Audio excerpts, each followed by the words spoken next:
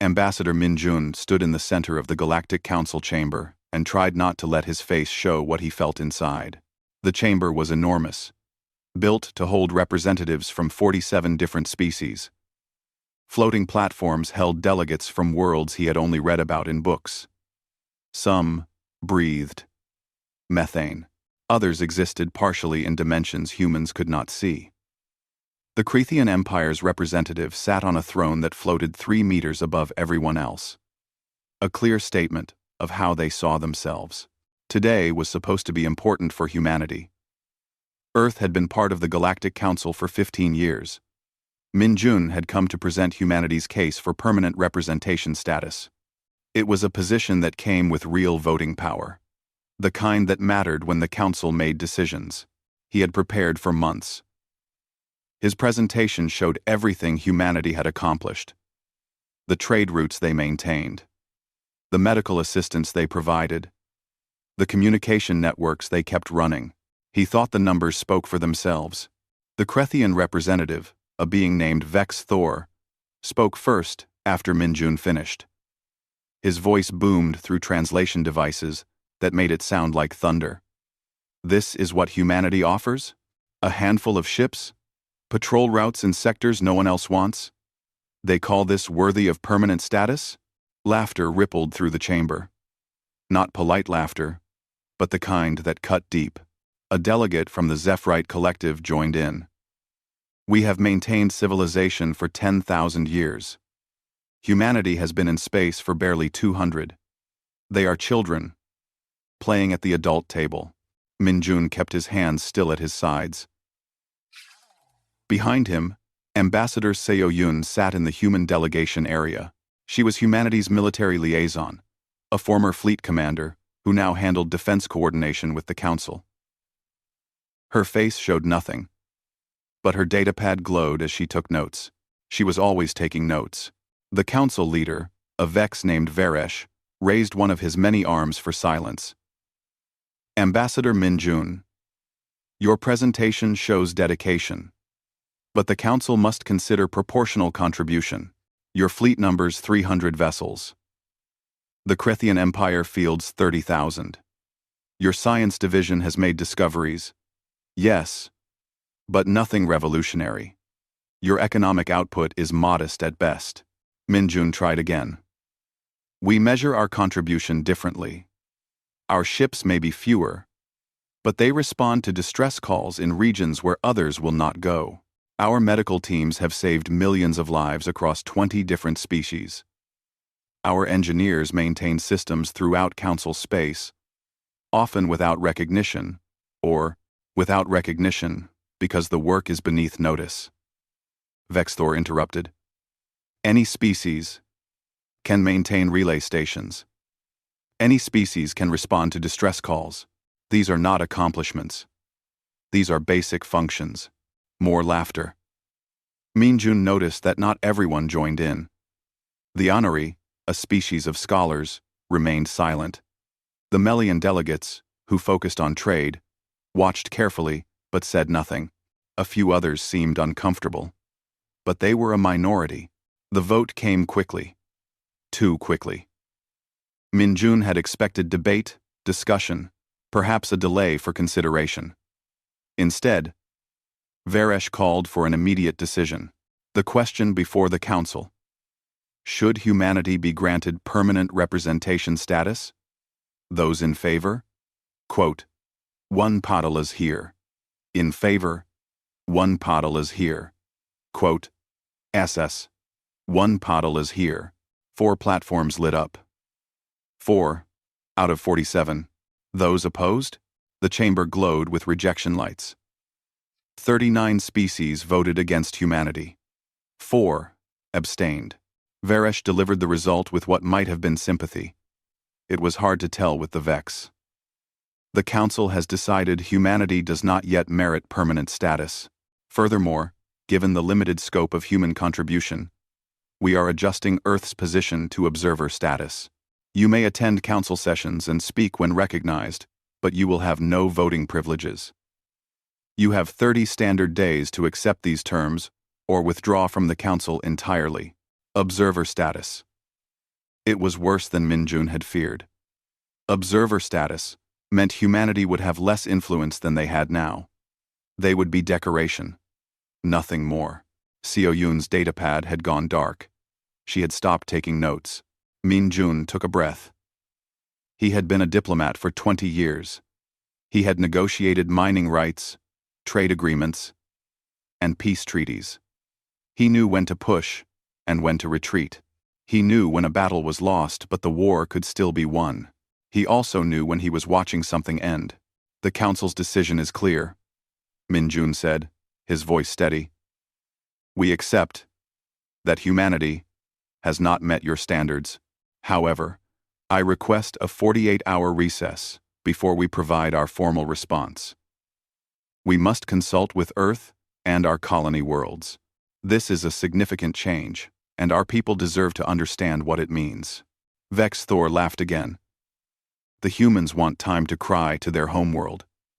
Very well. Let them have their recess. Varesh nodded. Granted. The Council will reconvene in 48 hours for humanity's formal acceptance. This session is concluded. The platforms began to move as delegates departed. Minjun stood still for a moment, watching them go. Some ignored him completely. Others gave what might have been sympathetic looks, though it was hard to tell across species barriers. The Crethians filed out in a group, their booming voices echoing as they discussed something they found amusing. Seo Yun approached Minjun.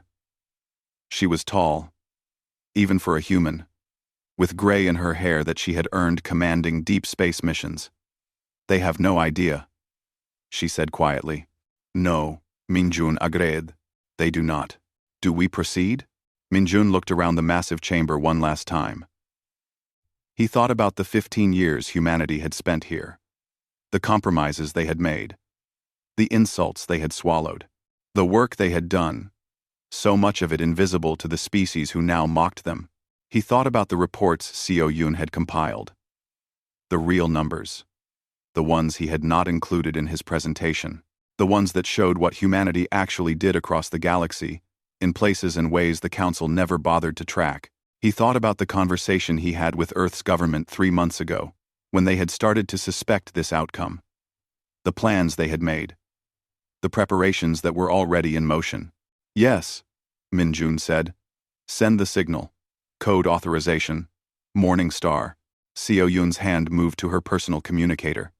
It was a simple device, smaller than her palm.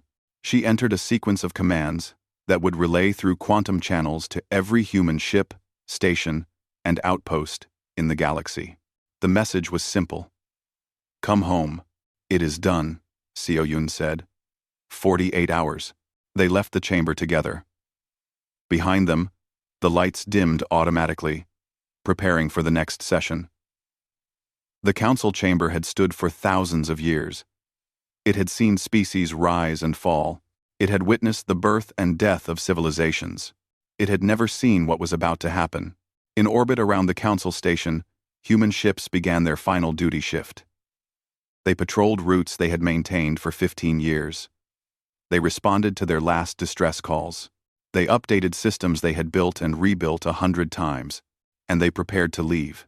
On Earth, in a command center deep beneath the Pacific Ocean, Admiral Park Jin-soo watched status reports flood in from across the galaxy. Every human vessel was reporting ready status. Every station confirmed evacuation protocols were in place. Every outpost had received the signal. She had commanded Earth's defense fleet for a decade. She had fought pirates, mediated disputes, and kept humanity safe in a galaxy that often seemed hostile. She had always known this day might come. Admiral, all ships report ready. Her second-in-command said, We can begin the withdrawal on your order. Park looked at the star map that dominated the command center. Hundreds of points of light showed human presence across the galaxy. Ships, stations, outposts, medical facilities, relay networks, 15 years of work. 15 years of building relationships, helping other species, maintaining the infrastructure that kept civilization running. The Council thought humanity's contribution was small. They were about to learn how wrong they were. Begin withdrawal, Park ordered. Operation Morningstar is now active. All human assets are to depart Council space within 48 hours. Leave nothing behind but clean stations and paid debts. Yes, Admiral. The order went out. Across the galaxy, human ships began to move. Not in panic, not in anger, but with the careful precision that had always defined humanity's approach to space. They completed their current tasks. They handed over responsibilities to confused local authorities. They packed up equipment, data, and personal belongings, and then they left. The Galactic Council had 48 hours before they would discover what they had lost. 48 hours before the laughter died and the shock began. 48 hours until dawn. Junior diplomat Ji Woo arrived at the Council station early, as she always did. She liked the quiet hours before the diplomatic chaos began. She was young for her position, only 26, and still learning the complexities of galactic politics. Ambassador Min Jun had taken her under his guidance 2 years ago, and she worked hard to prove his faith in her was not misplaced. She walked through the human section of the station, carrying a data tablet with the day's schedule. She needed to confirm meeting times with the Honori delegation and review trade proposals with the Melians. Routine work, but important. The silence struck her first. The human section was never completely quiet. There were always people talking, working, moving through the corridors. Now, she heard nothing but the hum of life support systems. Ji Woo quickened her pace. She reached the main human embassy office and found the door open. The lights were on. Everything looked normal except for one detail. There was no one there. She checked office after office. Empty. The residential quarters. Empty. The medical bay where Dr. Kim usually arrived early to prepare for the day. Empty. Her heart began to race. She pulled out her communicator and tried to contact Ambassador Min Jun. No response. She tried Seo Yun. Nothing. She went through her entire contact list of human personnel. Every call went unanswered. Ji Woo ran to the docking bay where human ships normally berthed. The massive space could hold 20 vessels. She counted the ships she saw. 0. Not a single human ship remained. She accessed the station's traffic control system with her diplomatic credentials. The records showed a coordinated departure. Every human vessel had left the station between midnight and dawn. They had filed proper departure notices, paid their docking fees, and submitted clean inspection reports. Everything was legal and correct. They had just all left at the same time. Every single human in Council space had departed within a 6-hour window. Ji Woo stood in the empty docking bay and felt lost. She checked her personal messages and found one waiting from Ambassador Min Jun. It had arrived 3 hours ago while she slept. Ji Woo, the message began. You chose to stay behind to complete your advanced diplomatic studies. We respected that choice. What happens next may be difficult to watch, but it is necessary. You have always asked good questions. Keep asking them. Help them understand. We will be in touch. Take care of yourself. The message ended. No explanation. No details about where they had gone or why. She was the only human left on the Council station. Possibly the only human left in Council space entirely. Ji Woo forced herself to think clearly. She was a diplomat, even a junior one. She had responsibilities. The Council session was scheduled to reconvene in 6 hours for humanity's formal response to the observer status decision.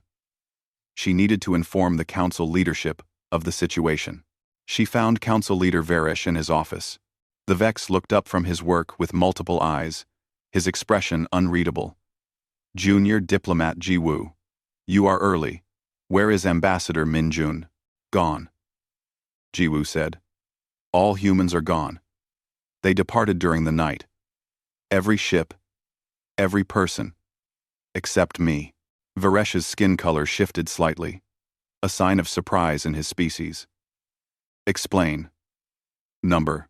Ji Woo told him what she had found. As she spoke, Varesh pulled up the same traffic records she had seen. He confirmed the coordinated departure.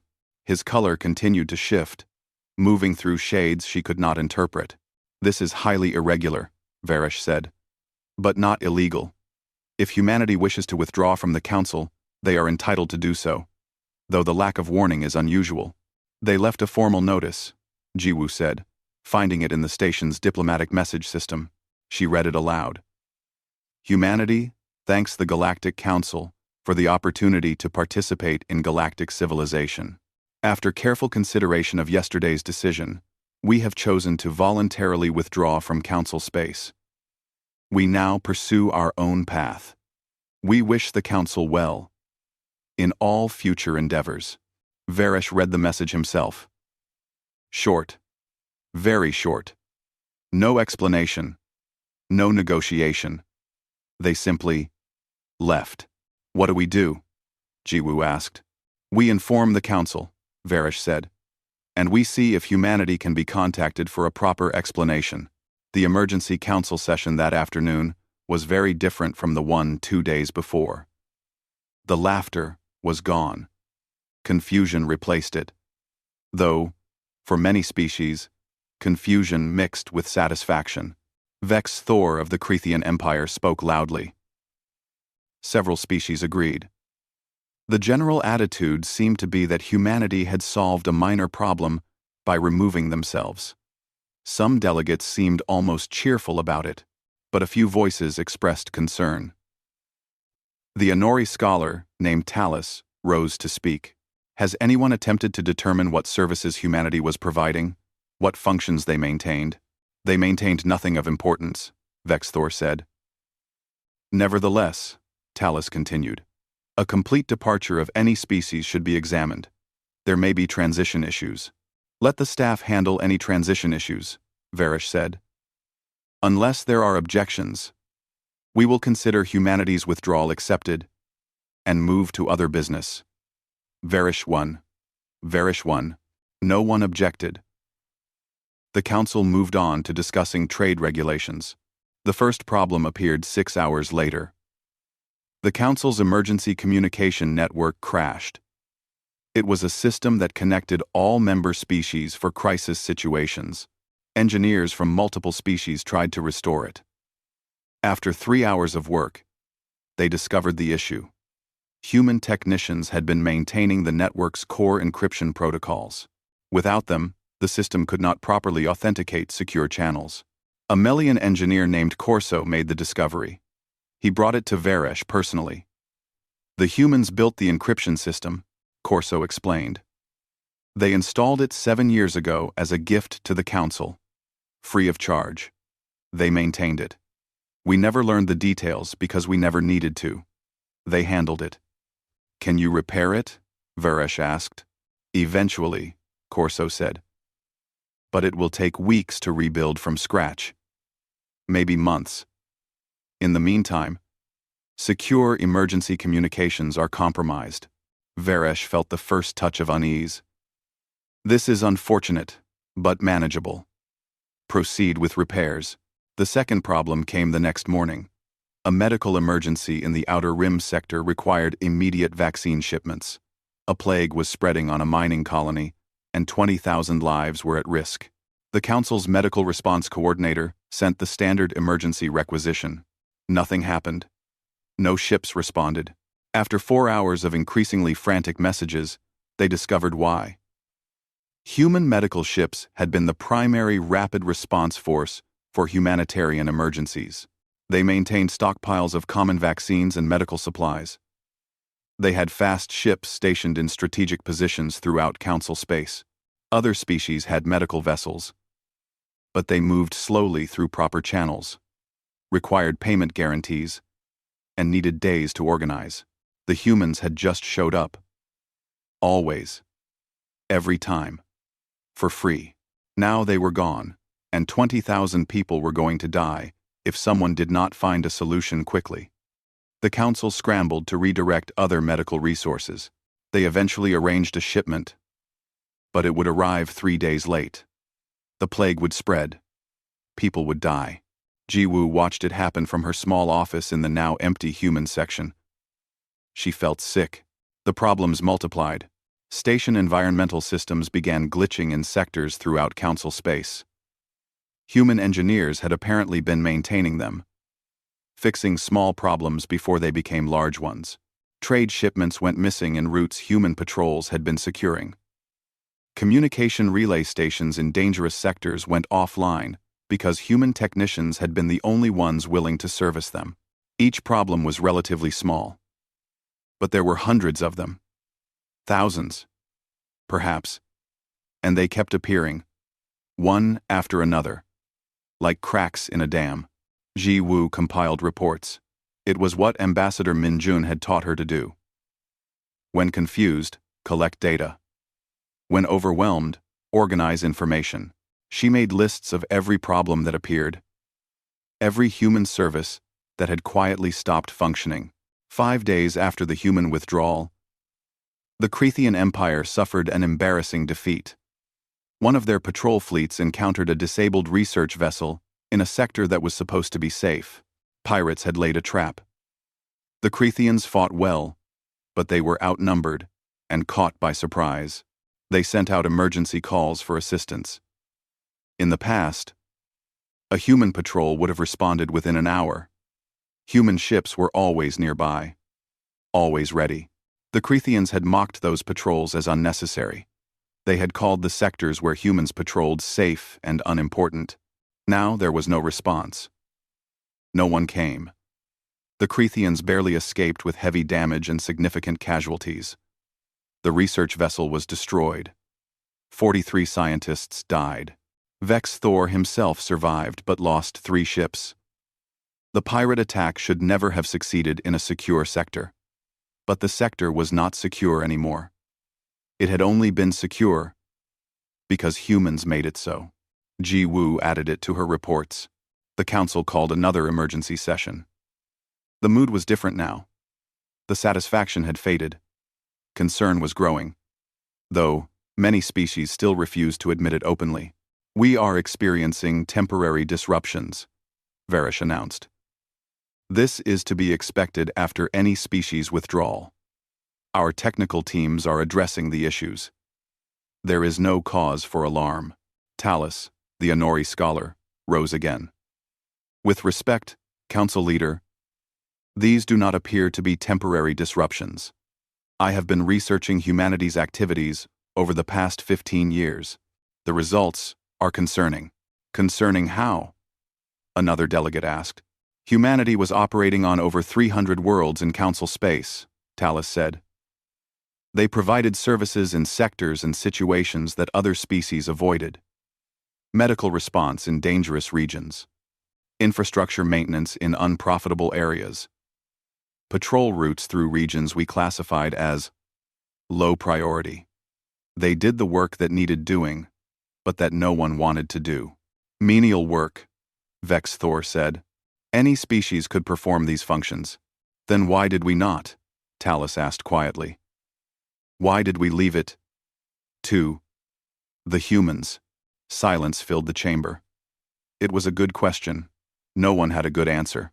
"The situation is under control," Varish insisted. "We simply need time to redistribute responsibilities." But Ji-woo looked at her growing list of problems and knew it was not under control. The galaxy was discovering what it had taken for granted, and the shock was only beginning. 2 weeks after the human withdrawal, Ji-woo stood before the Galactic Council and tried to make them understand. She had requested permission to speak, using her status as the sole remaining human representative. Varish had granted it, perhaps out of curiosity, or perhaps because the problems kept getting worse. She was terrified. She had never addressed the full council before, but Ambassador Min-jun had told her to help them understand, so she would try. "Honored delegates," Ji-woo began, her voice smaller than she wanted it to be. "I have compiled data on the human withdrawal and its effects. I request permission to present my findings." "Proceed," Varish said. Ji-woo activated her presentation. Numbers and charts filled the holographic displays throughout the chamber. In the 2 weeks since humanity withdrew from Council space, we have documented 473 service disruptions across 41 member worlds. These disruptions fall into 7 categories. She walked them through it. Communication system failures, medical response delays, infrastructure maintenance gaps, security patrol absences, trade route disruptions, scientific data sharing cessations, emergency coordination breakdowns. Each category had dozens of examples. The mining colony plague that killed 6,000 people because medical supplies arrived too late. The trade convoy attacked by pirates in what used to be a secure route. The relay station that went dark, cutting off 3 worlds from the communication network. These are inconveniences, Vexthor said, though his voice lacked its usual confidence. Temporary adjustments. With respect, Jiwoo said, finding courage she did not know she had. These are not inconveniences to the 6,000 people who died, or the research station that lost contact with the rest of the galaxy, or the cargo ships that lost their goods to pirates. She pulled up another chart. This shows galactic trade volume over the past 15 years. Do you see this pattern? Trade increased by 41% during humanity's time in the Council. In the past 2 weeks, it has dropped by 17%. Shipping companies are refusing to use routes they now consider too dangerous. Talus, the Honori scholar, had been taking notes throughout Jiwoo's presentation. He stood now. Junior Diplomat Jiwoo, you mentioned scientific data sharing cessations. Can you elaborate? Jiwoo nodded. Human research teams had been sharing all their findings through the Council's scientific database. Free access, no charges, no restrictions. I reviewed the database contributions over the past 10 years.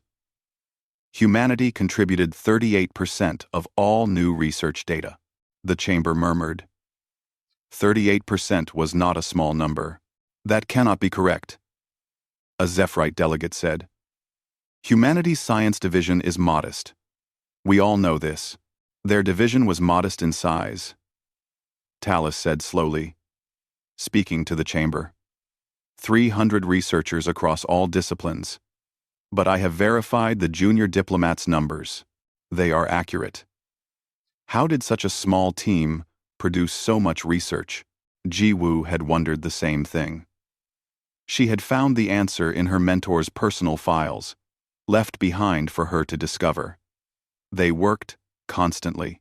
They collaborated freely with every species that asked for help. And they gave away their findings instead of selling them. She pulled up another file. I discovered that several council species had been charging significant fees for access to similar research. The Krethian Empire alone earned over 2 billion credits last year from scientific data licensing. Humanity charged nothing. Anyone could access their research for free. The chamber went quiet. Jiwoo pressed forward. The same pattern appears in every category. Humans did not do the work because it was profitable. They did it because it needed doing. Naive approach, Vexthor muttered.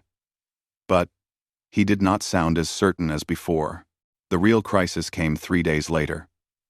The Velis system, home to 8 billion people across 4 planets, reported an outbreak of Varan fever. The disease was deadly but treatable if caught early. The problem was that Varan fever spread incredibly fast.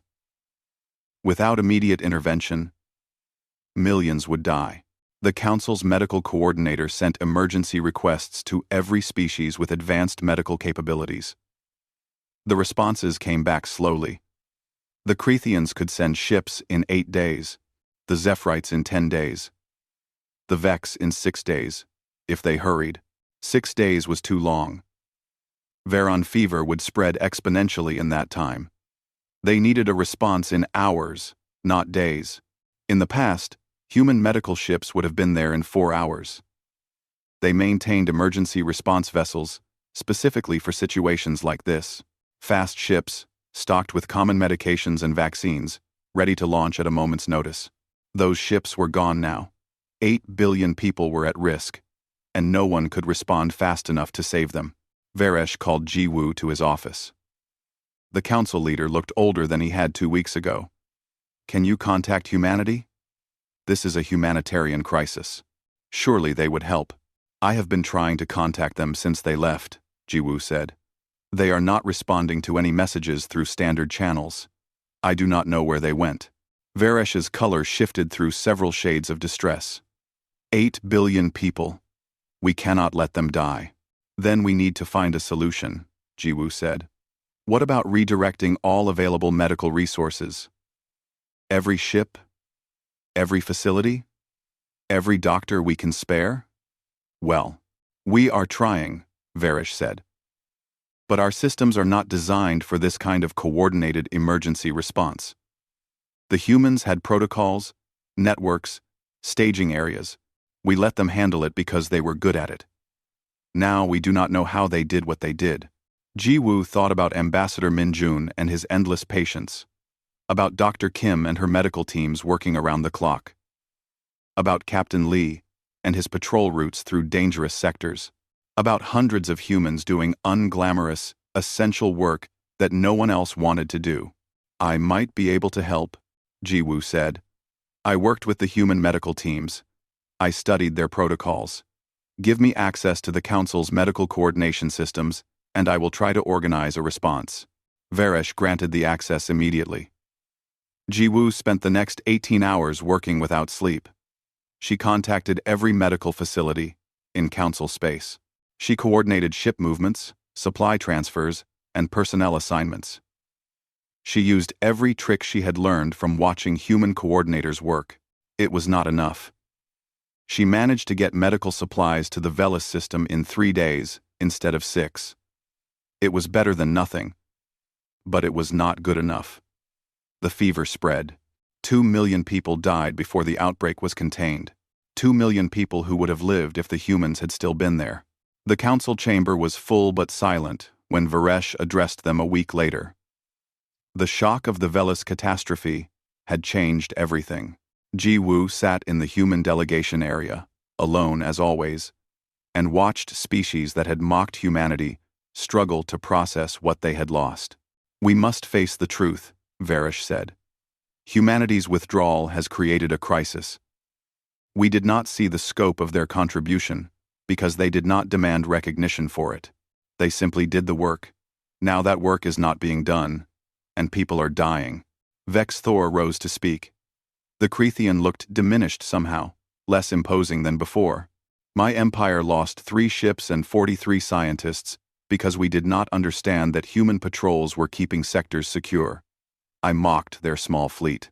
I failed to see that they deployed their ships where they were needed most, not where they would be most impressive."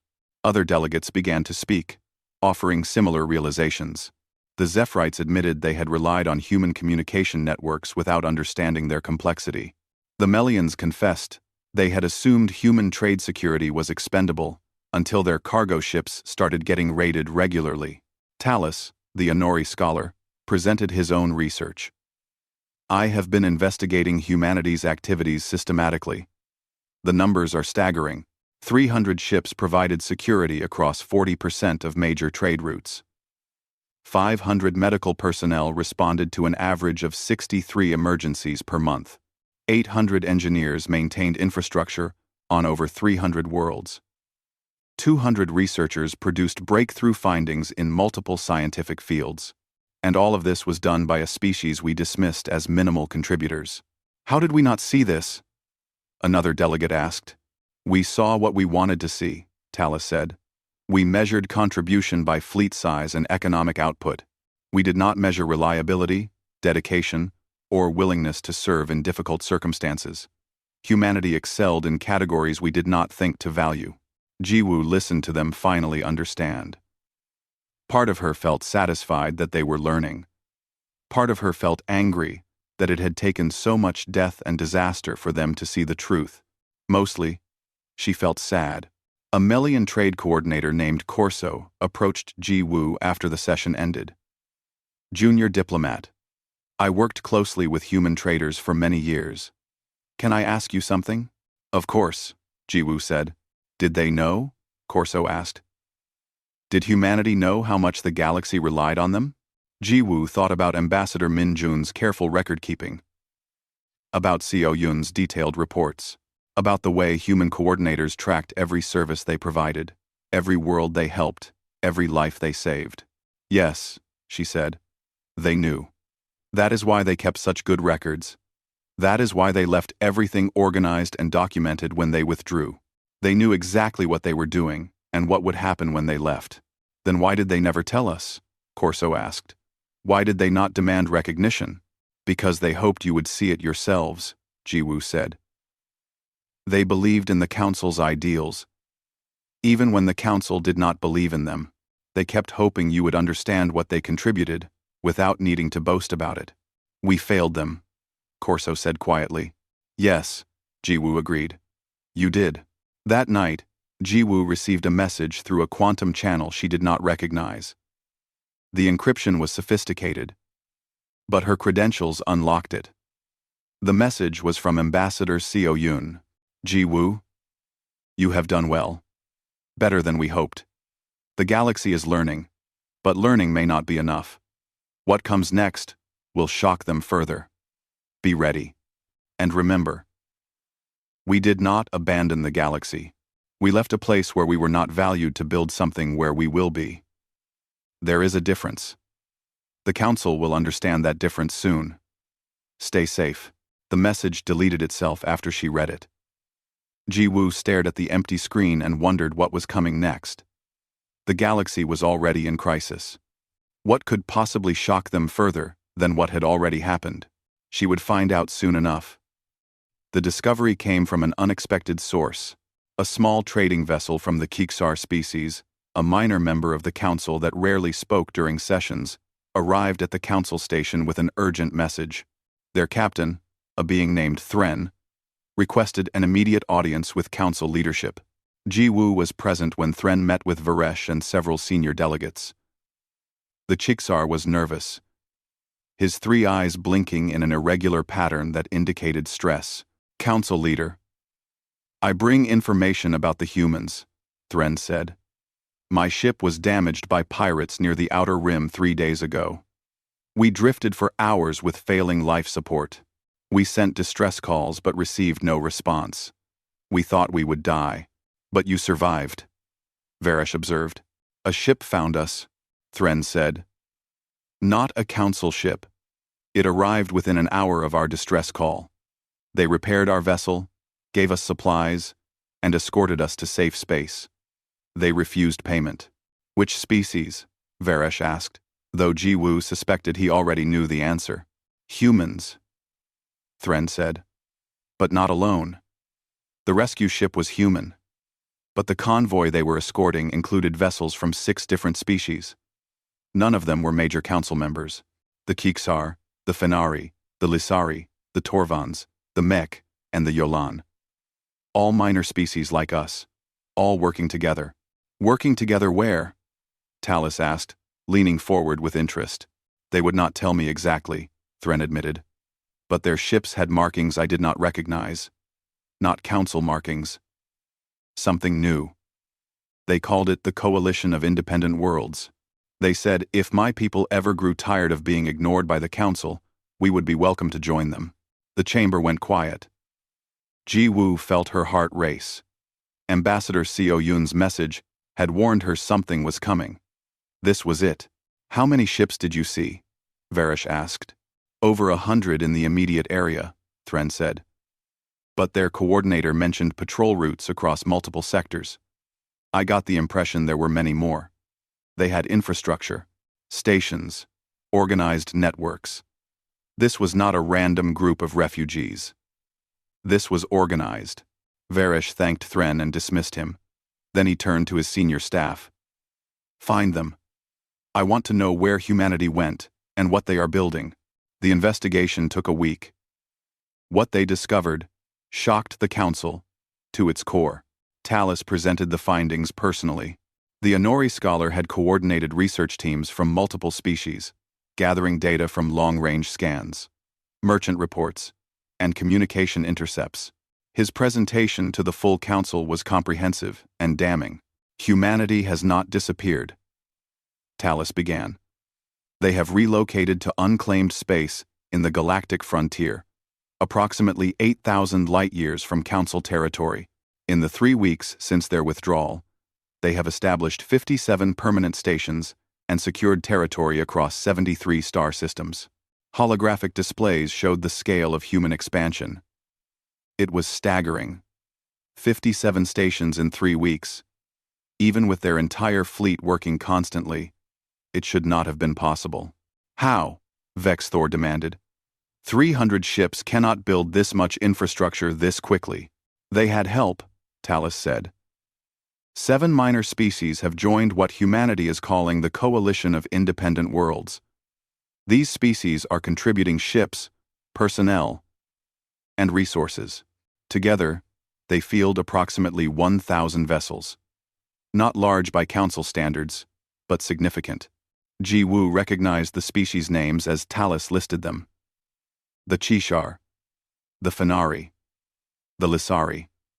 All of them were species the Council had largely ignored. All of them had been classified as minor contributors. Too small to matter in galactic politics. Like humanity. Why would these species leave the Council? A delegate asked. According to our intelligence, they did not leave, Talus said. Most maintain their Council membership. They are simply also joining the human coalition. The coalition's charter does not require exclusive membership. They welcome species who want to participate in both systems. That is not how civilized governance works, Vexthor said. You cannot have dual membership. Loyalty cannot be split. The coalition disagrees, Talus said. Their founding document, which we obtained from merchant sources, explicitly allows members to maintain relationships with other galactic organizations. They see themselves as a cooperative network, not a rival government. Varesh studied the displays, showing the coalition's territory. What are their objectives? What do they want? That is the interesting part, Talus said. According to their charter, the coalition exists to provide mutual support and assistance to member species. They operate on principles of equal contribution and shared benefit. Every species has equal voting rights, regardless of size or strength. Decisions are made by consensus. Naive idealism, someone muttered. Perhaps, Talus said. But it is attracting membership. 3 more species have petitioned to join in the past week alone. All of them are minor council members who feel marginalized by larger powers. Ji Wu watched the council struggle to process this information. They had thought humanity left in defeat. Instead, humanity had left to build something new. And they were succeeding. We should contact them, Varesh said. Open negotiations. Surely we can reach an understanding. We have tried, Talus said. They are not responding to official council communications.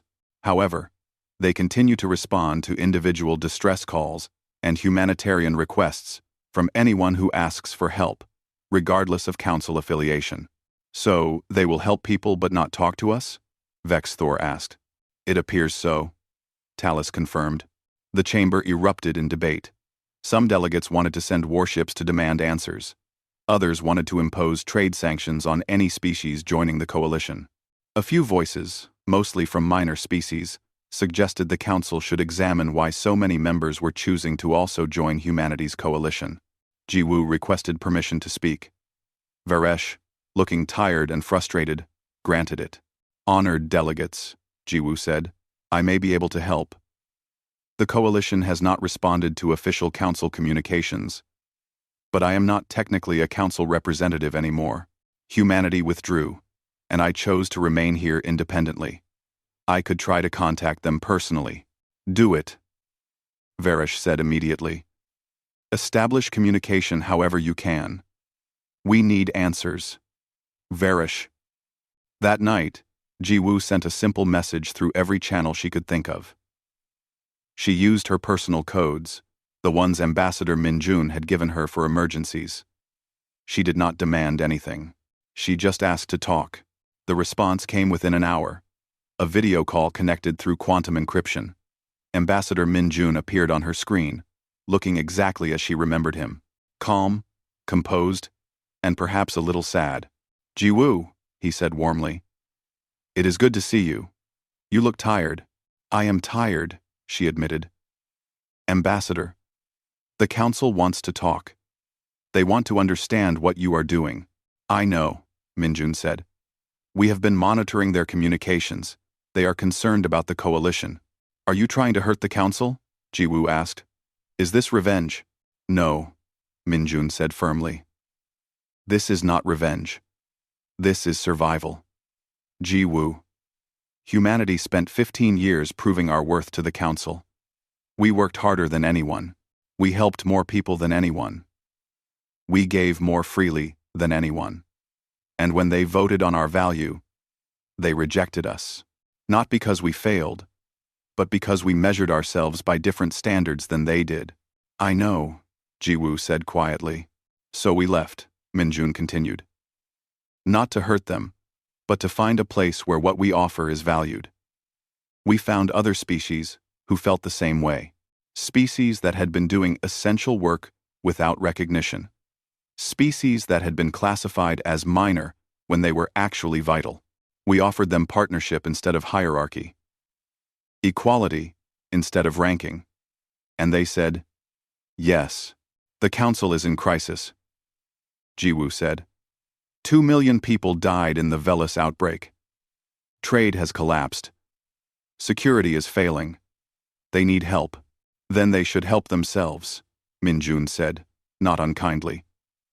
"They have thousands of ships. They have millions of personnel. They have resources beyond counting. They do not lack capability. They lack will. They need to decide that the unglamorous work matters. That the difficult work is worth doing. That helping people in marginal sectors is as important as maintaining fleets in impressive displays. They are trying to learn," Ji-woo said. "Talus is pushing them to understand what went wrong." "I am glad," Min Jun said. "I genuinely hope the council succeeds. But we are not coming back. We are building something different. Something where being reliable matters more than being powerful. Where showing up matters more than showing off." "Can I tell them that?" Ji-woo asked. "Tell them everything," Min Jun said. "In fact, I have a message for the council. Would you deliver it?" "Of course." Min Jun sent a data packet. This contains a full explanation of what we are building and why. It also contains an offer. The coalition will continue to respond to humanitarian emergencies anywhere in the galaxy, council space included. We will not charge fees. We will not demand concessions. We will help because people need help. "That is generous," Ji-woo said. "It is necessary," Min Jun corrected. "We will not let people suffer because their governments failed them. But we will not rejoin the council. We will not submit to a hierarchy that does not value what we value. The council can accept our humanitarian help or refuse it. That is their choice. They will try to negotiate," Ji-woo said. "I know," Min Jun said. "Tell them this. We do not want anything from them. We do not need their validation anymore. We found partners who value us. That is enough." The call ended. Ji-woo sat in the darkness of her small office and thought about everything that had happened. The council had rejected humanity. Humanity had left and built something new. Now the council was scrambling to survive while the coalition thrived. The next day, Ji-woo delivered Min Jun's message to the full council. She played the recording he had sent, his voice calm and clear as he explained the coalition's purpose and principles. "We do not seek to replace the council," Min Jun's image said.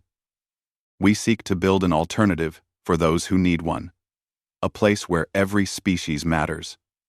Where help is given freely. Where showing up is valued as much as showing force. The council can coexist with us or not. That is their choice. We will continue our work either way."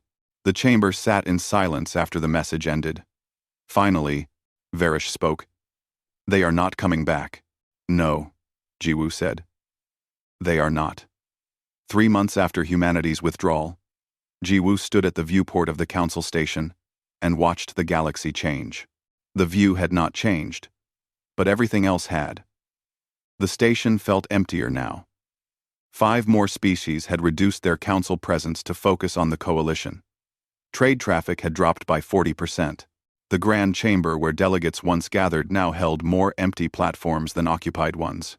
She had stayed because Ambassador Min Jun had asked her to observe, to help, when she could, to bridge the gap between what the council had been and what it was becoming. It was harder than she had expected. The council's decline had accelerated. Without human maintenance, infrastructure continued to fail faster than other species could repair it. Without human patrols, piracy had increased by 300% in formerly secure sectors. Without human medical response, death tolls from emergencies had tripled. The galaxy was learning a hard lesson about taking essential work for granted, but the coalition was thriving. Jiwoo received regular updates from Ambassador Seo Yoon, who had taken on the role of coalition military coordinator. The reports were remarkable.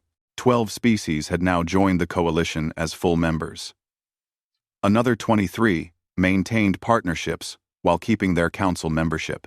The coalition now operated over 200 stations and coordinated activities across 150 star systems. They were not trying to match the council's size or power. They were building something different. Smaller, more focused, more responsive. A network based on mutual support rather than hierarchical authority. Varesh called her to his office one morning. The council leader looked older every time she saw him. The stress of managing the council's decline was taking a visible toll. Jiwoo, I need your advice, Varesh said. The council is preparing a formal offer to humanity. We are willing to grant them permanent representation status, increased voting power, and guaranteed autonomy in their operations. We will formally apologize for our previous decision and acknowledge humanity's contributions. Will they accept? 9. Quote. 9. Quote. Jiwoo had expected this. The council was desperate. I do not think so, council leader. They have made their position clear. They are not interested in rejoining. Everyone has a price, Varesh said. What do they want? Resources? Territory? We can negotiate. They do not want anything from you, Jiwoo said gently. That is what you do not understand. They left because they were tired of trying to prove their worth to people who would not see it. Now they have found partners who value them without negotiation. Why would they come back? Because the council is the foundation of galactic civilization, Varesh said, sounding less certain than his words suggested. We have maintained order for 10,000 years. Have you? Jiwoo asked. Or did you maintain hierarchy while others did the actual work of maintaining order? Varesh's color shifted. You have become critical of the council. I have become honest about the council, Jiwoo corrected. Ambassador Min Jun taught me to see clearly. The council has great power and ancient traditions, but power and tradition are not the same as effectiveness. The coalition is smaller and newer, but it responds to emergencies faster, treats all members equally, and actually helps people who need help. Which one is really maintaining order? Make the offer anyway, Varesh said. Please. We must try. Jiwoo agreed to deliver the message. She sent it through the quantum channels Min Jun had given her. The response came from Ambassador Seo Yoon this time. Junior Diplomat Jiwoo, please convey our response to Council Leader Varesh, Seo Yoon said formally. Humanity appreciates the Council's offer. We recognize that it represents a significant change in their position. However, we must respectfully decline. We have found our path forward, and it does not lead back to the Council. They will ask what you want instead, Jiwoo said. Tell them this, Seo Yoon said. We want nothing from them. We do not seek their approval, their resources, or their recognition. We will continue to provide humanitarian assistance to anyone who needs it, including Council species. We will maintain peaceful relations with all who wish peace. But we will not rejoin a system that measures worth by fleet size instead of by contribution. That is not negotiable. Is there nothing they can offer? Jiwoo asked. Seo Yun paused, considering. They can change. Not for us, but for themselves. They can decide that all species matter, not just the powerful ones. They can value the work that keeps civilization running, not just the work that looks impressive. They can build a council worth joining. If they do that, perhaps someday we can cooperate as equals. But that is their choice to make, not ours to demand. Jiwoo delivered the message. The council's response was predictable. Anger from some delegates, particularly Vex Thor and the Crethians. Resignation from others. A few thoughtful voices, mostly from minor species, suggesting that maybe humanity had a point. The debate raged for hours. Finally, a surprising voice spoke up. Corso, the Melian engineer who had worked closely with human technicians for years, rose to address the chamber. I have a confession, Corso said. For the past month, I have been secretly consulting with coalition engineers to help us repair our infrastructure. They have been teaching me the systems humans built, the protocols they developed, the methods they used. They have charged nothing. They have asked for nothing. They simply help because I asked. You consulted with them without council authorization? Vex Thor demanded. Yes, Corso said unapologetically. Because my people are suffering from infrastructure failures, and the coalition knows how to fix them. I chose my people's well-being over council pride. I would make the same choice again. That is treason. Vex Thor said. No, Talus interjected. That is pragmatism. Corso did what the council should have done. He reached out for help when help was needed. There is no shame in that. The debate shifted. More delegates began admitting they had also sought coalition assistance for various problems. Medical emergencies, communication failures, security threats.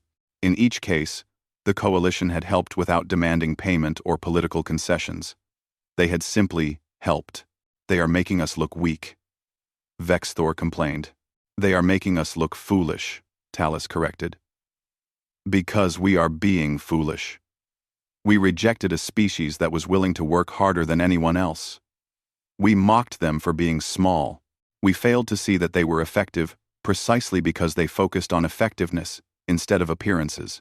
And now they are building something that works better than what we have, and we are too proud to admit it. So what do? Varesh asked quietly. We change, Talus said.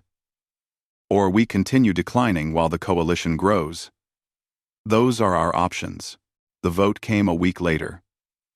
After extensive debate and consultation with member species, the Council passed the Reformation Protocols. The new rules were radical by Council standards. Equal voting rights for all member species regardless of size, mandatory humanitarian response requirements, and infrastructure maintenance obligations for all members. It was a start. Not enough to match the coalition's principles, but a step in the right direction. Jiwoo sent a message to Minjun, informing him of the changes. His response was warm but non-committal. We are glad the Council is reforming. The galaxy benefits when civilization improves, but reformation does not change our decision. We have found our place. Tell them we wish them well. 6 months after the withdrawal, Jiwoo made a decision of her own. She submitted her resignation to the Council and requested permission to join the coalition as an independent diplomat. Varesh granted it sadly, understanding that he was losing one of the few voices that still tried to bridge the gap between the two systems. The coalition welcomed her. She took a shuttle to their primary station, a massive structure called Unity Station that orbited a binary star system in coalition territory. The station was remarkable. Not as large as the Council station, but more active, more alive. Ships from a dozen species moved in coordinated patterns. Personnel from different worlds worked side by side. Everything felt purposeful. Ambassador Minjun met her at the docking bay personally. He looked healthier than he had in years, the stress of dealing with the council finally gone from his face. "Welcome home." "Jiwoo, is this home?" she asked. "It is for those who choose it," Minjun said. "We do not demand exclusivity. You can maintain relationships with the council, if you wish. But here, you will be valued for what you contribute, not for how impressive you look." He took her on a tour of the station. She met engineers, maintaining systems that actually worked. Medical teams, preparing for rapid response to emergencies anywhere in the galaxy. Patrol coordinators planning routes through dangerous sectors. Scientists sharing research freely with anyone who wanted it. She met representatives from all 12 coalition species. The Kiksar, the Fenari, the Lissari, and others. Each one had a story of being marginalized by the council, of being classified as minor when they were actually essential. Each one had found in the coalition what they had sought in the council, a place where they mattered. "How did you know this would work?"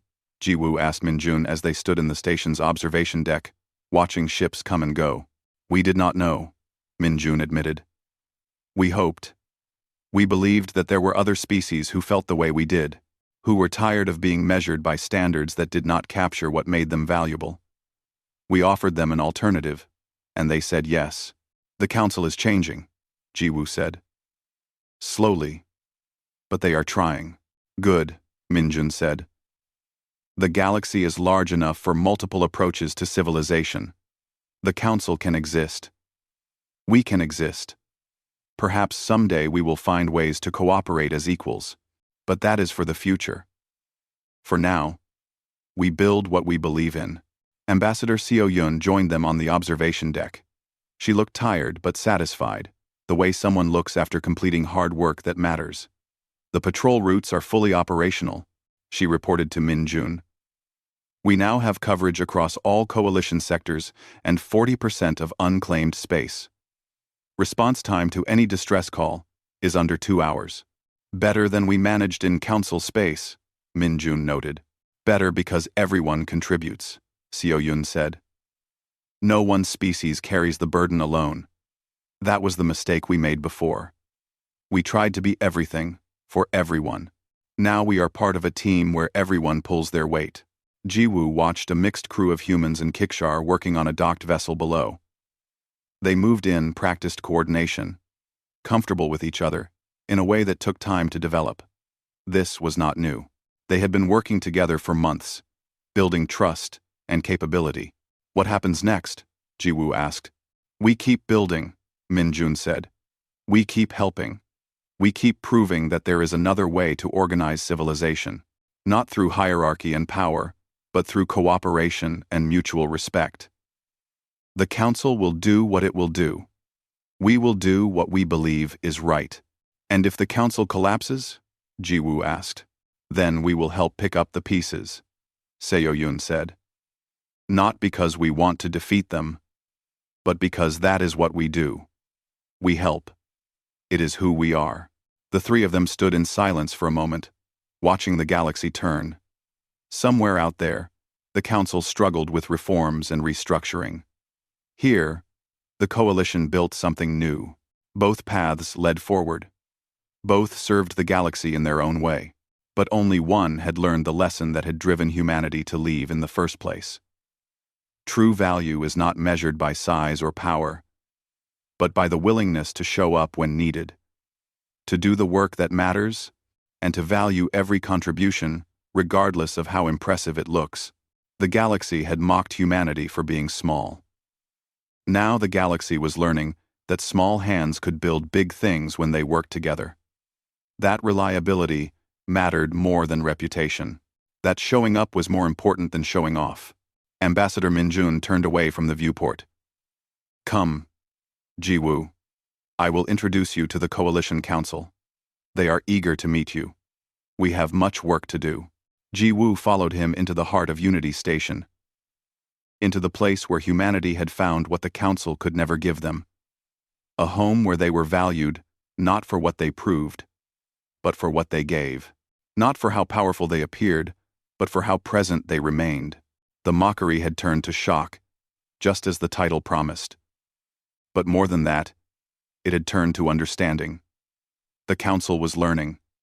The Coalition was thriving. And humanity, once dismissed as insignificant, had shown the galaxy a truth that could not be mocked away. The smallest presence, consistently applied, could change everything. The dawn had come. Not the dawn the Council expected, but the dawn humanity had chosen for themselves. And in that choice, they had found something worth more than any council seat. They had found their purpose.